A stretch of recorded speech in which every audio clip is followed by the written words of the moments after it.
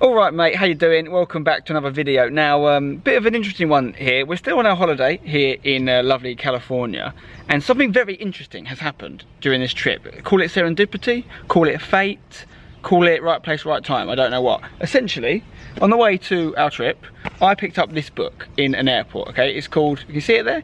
It's called The Pursuit of Happiness, right?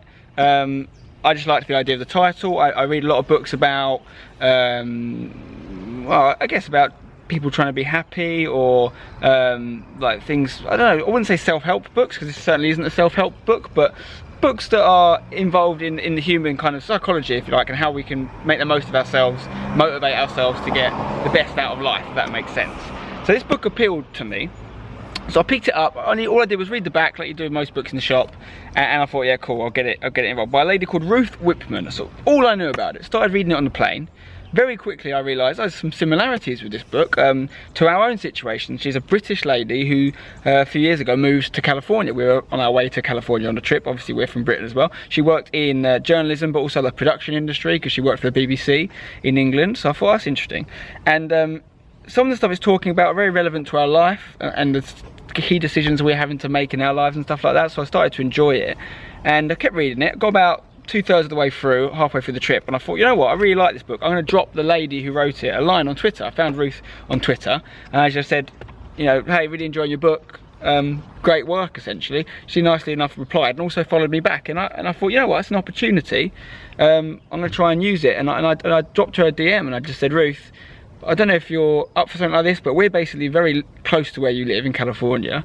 I'd love to come around your house and have a chat with you about your book and just find out more. I mean, imagine that, the idea that when you find a book that you like and you're enjoying, you actually can get to go and talk to the author. It's a situation we find ourselves in where, you know, maybe, yeah, because we've got a few followers on Twitter or what have you, that when we drop people a line, they might respond more likely than if we didn't have that. And that's, sometimes it's a little bit like, oh, I wish they'd just respond to me if I was a normal person, but also, it's also great that they do, and it's an opportunity we have to use, and I'm trying to use it to my advantage here. So I thought, I'm very lucky to be in this situation. I actually can chat to the author of a book that I'm enjoying. So she's kindly invited us round to her house. We're about to pop in there and have a chat to her about her book, about The Pursuit of Happiness, give you a quick skinny on the book. It's not actually a self-help book helping someone to be happy. It's actually talking about the happiness industry, which is this huge industry, particularly in the United States here. People spend a lot of money every year trying to be happy, whether it's to see gurus, self-help gurus, whether it's to go on courses about positive psychology, seminars, etc. It's a huge, huge industry, and it's almost like not an expose on the industry, but an investigation into it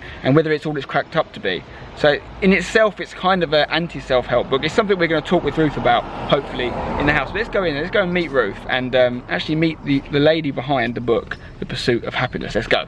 Okay guys, here I am in Ruth's house. Ruth, thank you very much for letting us come. This is crazy. Like, I was just saying, we're on holiday here, we came and I started reading the book, and I was like, there's so many similarities. We've come to the same part of America. You know, you're a British person that's come to America. I read a lot of these sort of books, and I found it really interesting. And I just thought, why not drop you a line on Twitter? First of all, just say that I'm enjoying the book, and then can we come and talk to you? How crazy is this? I know, it's amazing. What a great coincidence. Thanks so much for thank you. I want to ask you a few questions about the book, if that's okay. Sure, absolutely. So, this is like, I don't want to give too much away, but you're talking a lot about the happiness industry. Right. And there's a lot of self-help sort of literature out there. It's a big industry, a lot of money to be made, of course. Definitely. Where would you categorise your book in that? Because it's almost like an anti-self-help book, yeah, but also inherently, one of the people, it's called The Pursuit of Happiness in this country, is anyway. I know in America you've got a different title for it. In the UK, I should say, it's called The Pursuit of Happiness. In the US, this is the US copy, right? Yeah. America, The Anxious. There you go. So you've got different titles, but ultimately, how likely is someone to pick it up because they want to be helped by it? Do you know what I mean? Right, and that was like a really big thing when we were, when I was writing the book, and when the publishers were looking about how to kind of market it and how to, you know, sell it to people. You're right, because people think, oh, it's really hypocritical. You've written this whole book about the self-help industry and how it's sort of exploitative and how it's, you know, there's so much rubbish in there and everything, and then suddenly you're making money out of having a book about happiness. And it does feel a bit hypocritical, but I suppose what I like to think of it is mine is more like a kind of journalistic exploration of this phenomenon, and, you know, why are we so obsessed with happiness? Where are we going wrong in terms of where we're looking for it, and what can we do about it? So there are solutions in there, but it's not a book which is telling you how to be happy. Exactly. Well, that's the thing though, but I mean, I've read things like, one of the books you talk about is a classic, is The Power of Now. A lot of people have, for a long time, have seen that almost as a Bible of sorts, and they live by this. And I was told to read it by someone I lived with when I was 22.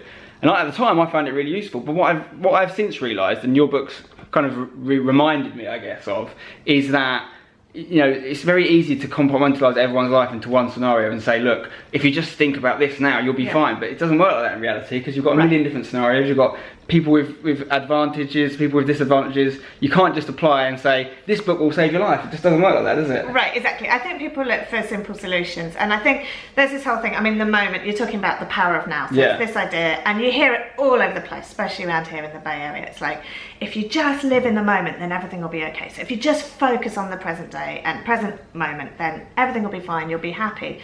But really, I mean, one, it's impossible, because, you know, you have to actually think about other things. You have to do, right? You have to get through your day and pay your rent and do all of those sorts of things. Yeah. And secondly, it just can quite easily become a bit of a stick to beat people with. So it's quite easy to say, well, the reason why you're not happy is because you're not being mindful enough, or you're not focusing on the present moment, or you're not thinking positive, or you're not, you know, and it's almost like blaming people for their own thoughts. Yeah. When actually, realistically, you know, to like go through your own thoughts and be thinking, okay, I need to be more mindful, I need to be more positive, I need to be more this, I need to be more that. It's actually quite stressful. Yeah.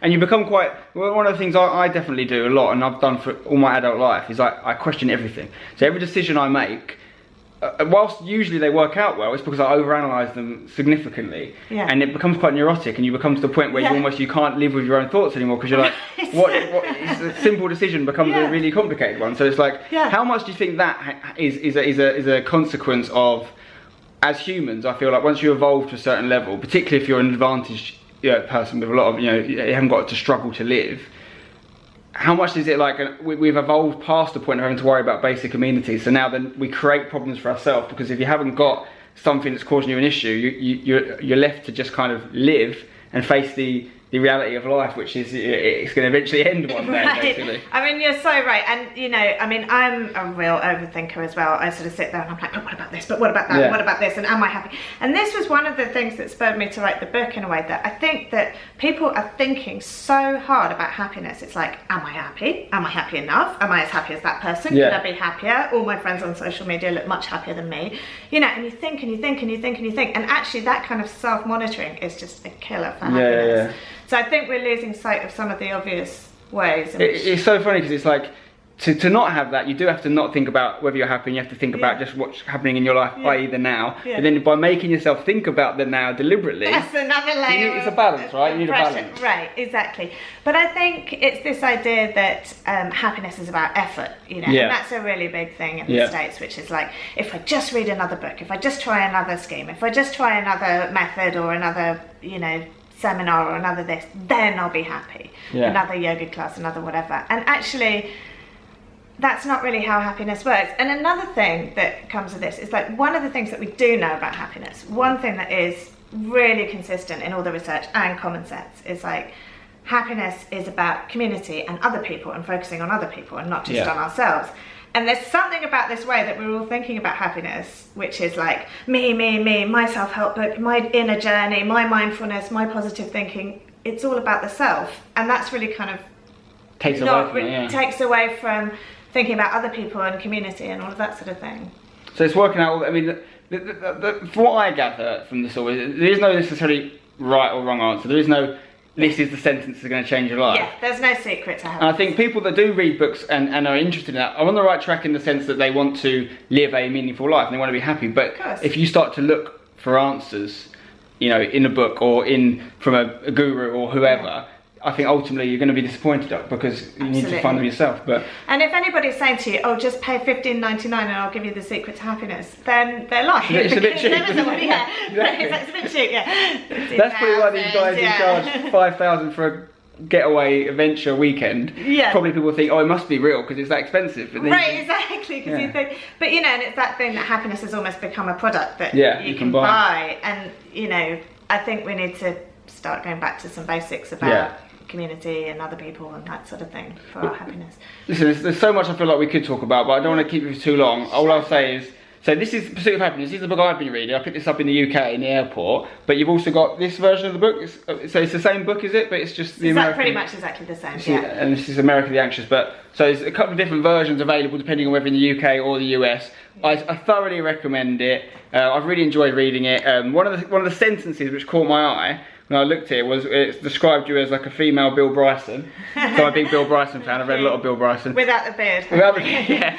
Have you got plans for another book in the near future? Yeah, I'm sort of working on a proposal for the next one, so I'll keep you posted on that. Alright, we'll keep an eye on that. But thank you very much for letting us come. So great to meet you. Very surreal for me. This is the power of Twitter as well, guys.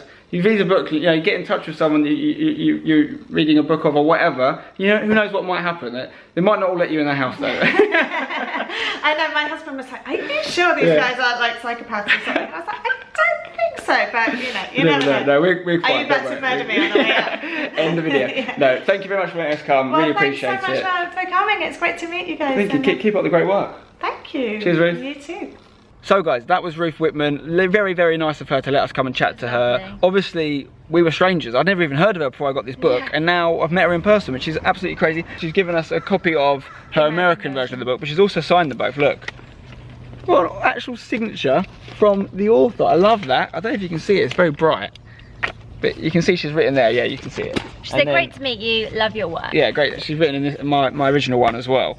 So I really liked that, and it's something I'd like to do on this channel a little bit more actually, kind of go on these little adventures, you know, whether it's reading books, whether it's experiencing something in life, and then you're taking it one step further, seeing the people behind it, going on little trips and taking you guys with me. So I hope you've enjoyed this video. Obviously very different to some stuff I've made in the past, but the sort of thing I'd like to do on this channel more.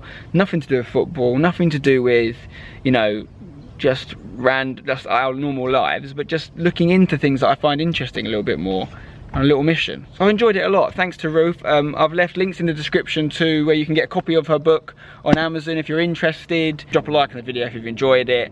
This has been Spencer. She's been Alex. She's not really said a lot in this video. I haven't actually read the book yet. No, but you've come along for the ride. Because Spencer brought this up at the airport, but he keeps like reading it and then going, "Oh, listen to this," and reading out a little segment. I'm like, that's great. I'll read it when you finish with it. Well, that's so maybe if any of you guys read it, Alex might be reading it at the same time, and you can sort of go through it together. But yeah, thank you for coming along on the little trip. Did you enjoy it, meeting Ruth? Yeah, Ruth was great. She's lovely, wasn't she? Yeah. Keep up the good work, Ruth. I look forward to reading book number 2. Anyway, we'll see you when you're older. Don't go changing. Bosh.